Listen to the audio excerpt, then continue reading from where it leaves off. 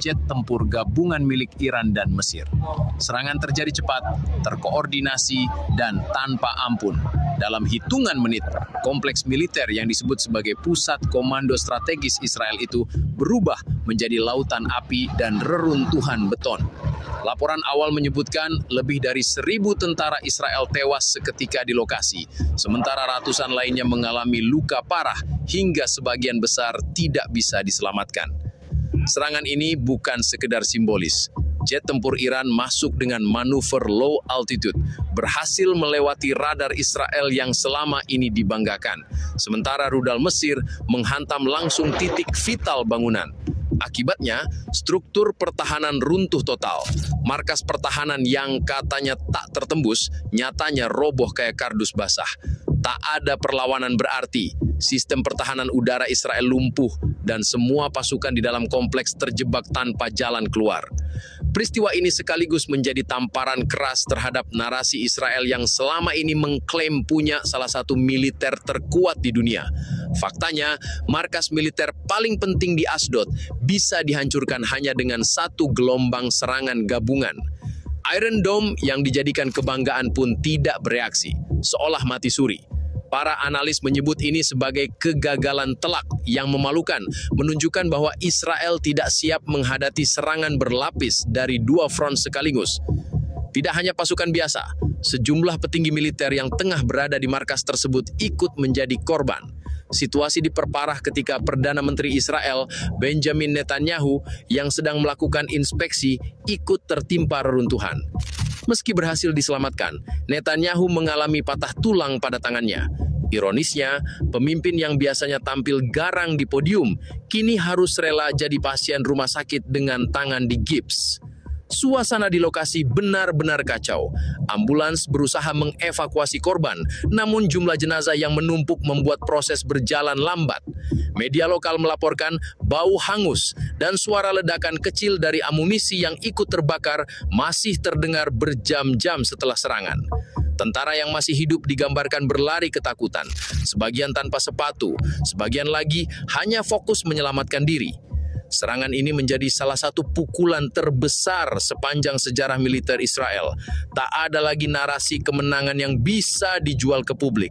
Ashdod kini menjadi bukti nyata bahwa kekuatan Israel bisa dihancurkan dan ribuan tentaranya bisa dihabisi dalam sekejap. Bagi banyak pihak di Timur Tengah, ini bukan hanya serangan, melainkan pengumuman terbuka bahwa Israel tidak lebih dari macan kertas yang gampang dibakar. Setelah serangan udara menghancurkan markas pertahanan di Ashdod, kepanikan total melanda pasukan Israel yang tersisa. Tentara yang seharusnya menjaga keamanan markas utama justru berhamburan keluar kompleks dengan wajah pucat, kehilangan arah, dan sebagian bahkan meninggalkan senjata mereka di medan.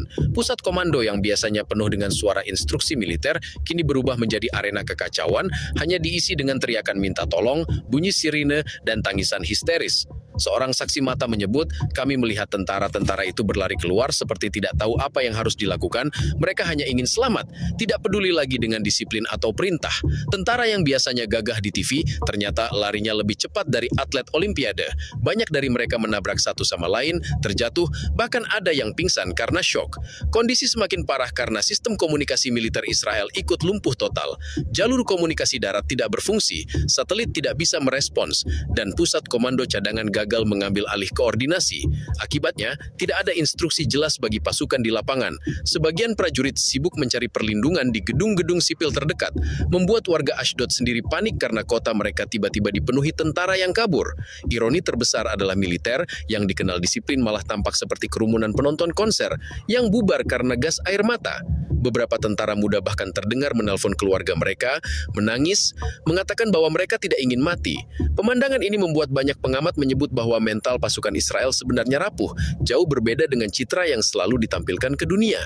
Media Israel sendiri awalnya mencoba menutup-nutupi fakta kepanikan ini, namun video amatir warga lokal sudah terlanjur viral di media sosial, memperlihatkan tentara Israel berlari ketakutan, sebagian jatuh tersandung, sebagian lain mencoba masuk ke mobil sipil untuk kabur. Pemandangan itu membuat netizen di Timur Tengah menertawakan Israel, tentara yang katanya elit ternyata lebih mirip penonton bola yang salah stadion. Selain itu, unit medis Israel kewalahan menghadapi jumlah korban luka yang terus bertambah. Rumah sakit di Ashdod penuh, lorong-lorong dipenuhi prajurit berdarah yang menunggu giliran. Banyak korban terpaksa dibiarkan terletak di lantai dengan perban seadanya. Para dokter mengaku tidak sanggup menangani jumlah korban sebanyak itu. Di tengah kepanikan ini, beberapa pejabat militer senior Israel bahkan tidak bisa ditemukan. Ada yang diduga tewas di reruntuhan, ada pula yang hilang kontak. Kehilangan komando membuat situasi semakin kacau. Pasukan lapangan tidak tahu siapa yang harus diikuti. Kondisi ini digambarkan oleh seorang analis sebagai militer tanpa kepala, tentara tanpa arah, dan markas tanpa marwah. Kepanikan ini jelas mempermalukan Israel di mata internasional. Negara yang selama ini menampilkan diri sebagai kekuatan militer paling canggih, ternyata runtuh hanya dalam satu serangan gabungan. Israel selalu mengaku tentara mereka berani mati demi negara, tapi ternyata lebih banyak yang berani lari demi nyawa. YouTube Premium adalah YouTube bebas iklan. Dan download video. Kamu pun bisa menonton acara masak sambil menyantap makanan di pesawat. YouTube Premium lebih dari sekedar... Serangan yang meluluh lantakkan markas pertahanan Israel di Ashdod bukanlah kebetulan atau aksi sporadis, melainkan hasil dari perencanaan militer yang rapi, disiplin, dan berlapis. Iran dan Mesir membuktikan bahwa koordinasi lintas negara bisa menjadi mimpi buruk bagi militer Israel. Jet tempur Iran melakukan penetrasi udara rendah, low altitude flying, melewati jalur yang tidak terdeteksi radar. Sementara itu, Mesir meluncurkan rudal-rudal presisi tinggi yang langsung menghantam titik vital gedung komando. Serangan terintegrasi ini menutup setiap celah pertahanan Israel. Para analis militer menegaskan bahwa Iran menggunakan jet tempur generasi baru yang dimodifikasi khusus untuk menghindari sistem Iron Dome. Rudal Mesir juga terbukti efektif menghancurkan bunker bawah tanah yang selama ini dianggap aman. Kombinasi ini membuat Israel tidak sempat melakukan perlawanan, apalagi membalas serangan. Iron Dome yang selama ini dipromosikan sebagai perisai kebanggaan Israel, ternyata hanya berfungsi sebagai kembang api mahal, cantik dilihat, tapi tidak berguna. Lebih parah lagi, serangan ini dilakukan hanya dalam satu gelombang, tidak berulang, namun hasilnya sudah menghancurkan total markas terbesar di Ashdod. Bayangkan jika gelombang kedua atau ketiga diluncurkan, kemungkinan besar separuh kota sudah rata dengan tanah. Fakta ini menunjukkan bahwa Israel bukan hanya kalah secara strategi, tapi juga gagal dalam membaca taktik lawan. Intelijen Iran dan Mesir juga patut dipuji dalam operasi ini. Mereka tampaknya sudah lama memetakan lokasi titik lemah di Ashdod. Serangan diluncurkan pada saat yang tepat, ketika markas penuh pasukan dan Netanyahu sedang melakukan inspeksi. Itu membuat dampaknya berlipat ganda, bukan hanya militer yang lumpuh, tapi juga politik Israel ikut goyah. Seorang pengamat bahkan menyindir, Iran tidak perlu kirim tentara darat, cukup kirim jet dan rudal, sisanya Israel yang hancurkan dirinya sendiri. Serangan gabungan ini juga mengirim pesan kuat ke kawasan. Kerjasama militer antar negara Timur Tengah bisa menjungkir balikan mitos kekuatan Israel. Selama ini, Israel mengandalkan propaganda bahwa mereka tidak terkalahkan karena dukungan teknologi Barat. Namun kenyataan di Ashdod membuktikan hal sebaliknya. Teknologi mahal, latihan militer besar-besaran dan anggaran pertahanan ratusan miliar dolar hanya menghasilkan tumpukan puing dan seragam tentara yang gosong.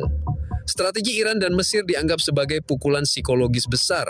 Mereka tidak hanya menghancurkan markas, tapi juga menghancurkan moral pasukan Israel. Kini seluruh dunia tahu bahwa sistem pertahanan Israel punya lubang besar yang bisa dimanfaatkan. Ashdod menjadi contoh nyata bagaimana kekuatan besar bisa dipatahkan hanya dengan kombinasi cerdas dan serangan tepat sasaran. Para analis barat pun mulai mengakui fakta ini. Beberapa menyebut Ashdod sebagai kuburan militer Israel, sebuah titik balik yang membongkar kelemahan nyata negeri itu. Bahkan ada yang memperingatkan bahwa jika koalisi Timur Tengah memperluas serangan ke basis lain, Israel bisa kewalahan dalam hitungan hari. Singkatnya, strategi Iran dan Mesir bukan sekadar kemenangan militer, tapi juga kemenangan moral, membuktikan bahwa Israel tidak lebih dari mitos rapuh yang sudah waktunya dihancurkan. Runtuhnya markas pertahanan di Ashdod bukan hanya tragedi militer, tetapi juga memicu guncangan politik yang serius di dalam negeri Israel. Serangan yang menewaskan ribuan tentara dan melukai ratusan lainnya langsung menimbulkan pertanyaan besar. Bagaimana mungkin fasilitas pertahanan terpenting negara bisa hancur hanya dalam satu gelombang serangan gabungan? Pertanyaan ini segera berbalik menjadi tuduhan keras terhadap pemerintahan Benyamin Netanyahu. Netanyahu sendiri ikut merasakan dampak serangan itu secara langsung. Saat melakukan inspeksi di markas, ia tertimpa reruntuhan dan mengalami patah tulang pada tangannya. Meski kondisinya tidak kritis, kejadian ini menjadi simbol betapa rapuhnya kepemimpinan Israel di bawah dirinya. Dark joke pun bermunculan. Netanyahu akhirnya merasakan juga sakitnya patah tulang. Beda tipis sama rakyat Gaza yang patah hidupnya karena kebijakan dia sendiri. Citra Netanyahu yang selama ini tampil garang di hadapan rakyat kini hancur. Televisi Israel memperlihatkan dirinya keluar dari reruntuhan dengan tangan digips, wajah kusut dan ekspresi tak berdaya. Bagi sebagian rakyat Israel, momen itu lebih memalukan dibanding kekalahan militer itu sendiri. Roasting yang ramai di media sosial menyebut, lawan rudal Iran saja kalah, apalagi lawan tangga rumah sakit. Di parlemen, oposisi segera memanfaatkan momen ini untuk menyerang pemerintahan. Mereka menuduh Netanyahu dan jajaran militernya gagal total dalam melindungi keamanan negara. Beberapa anggota oposisi bahkan terang-terangan menuntut Netanyahu mundur. Mereka menyebut bahwa kepemimpinannya tidak lagi punya legitimasi, terutama setelah serangan di Ashdod memperlihatkan kelemahan sistem pertahanan yang sudah menghabiskan anggaran miliaran dolar. Sementara itu, di kalangan publik, kepercayaan terhadap militer Israel merosot drastis. Survei cepat yang dirilis beberapa jam setelah peristiwa menunjukkan lebih dari 60% warga tidak lagi percaya pada klaim kebal serangan yang selama ini dipropagandakan pemerintah. Banyak keluarga tentara yang marah menuding pemerintah telah mengirim anak-anak mereka ke markas Ashdod hanya untuk dijadikan korban percuma. Krisis politik ini juga diperburuk oleh konflik internal dalam kabinet Netanyahu sendiri. Sejumlah menteri pertahanan dan keamanan dikabarkan saling menyalahkan. Ada yang menuding kegagalan intelijen, ada pula yang menuding lemahnya koordinasi militer. Seorang analis politik di Tel Aviv bahkan menyindir, kabinet Israel sekarang mirip grup WhatsApp keluarga, isinya cuma saling salahkan tanpa solusi. Netanyahu mencoba meredam krisis dengan pidato singkat dari rumah sakit. Namun alih-alih menenangkan publik, pidatonya justru menambah bahan ejekan. Dengan tangan terbalut gips, Netanyahu berjanji akan membalas serangan dengan kekuatan penuh. Janji ini dianggap kosong, mengingat markas pertahanan sendiri sudah hancur. Netizen langsung membalas dengan komentar pedas. Balas dengan apa? Gips di tangan. Krisis politik yang meledak setelah serangan Ashdod jelas memperlemah Israel, baik di dalam negeri maupun di mata internasional. Negara yang selama ini berlagak kuat, kini sedang dipimpin oleh Perdana Menteri yang cedera, tentara yang ketakutan, dan rakyat yang kehilangan kepercayaan. Singkatnya, dampak politik dari serangan ini jauh lebih besar daripada keruntuhan bangunan. Israel kini menghadapi keruntuhan kepercayaan, keruntuhan legitimasi, dan keruntuhan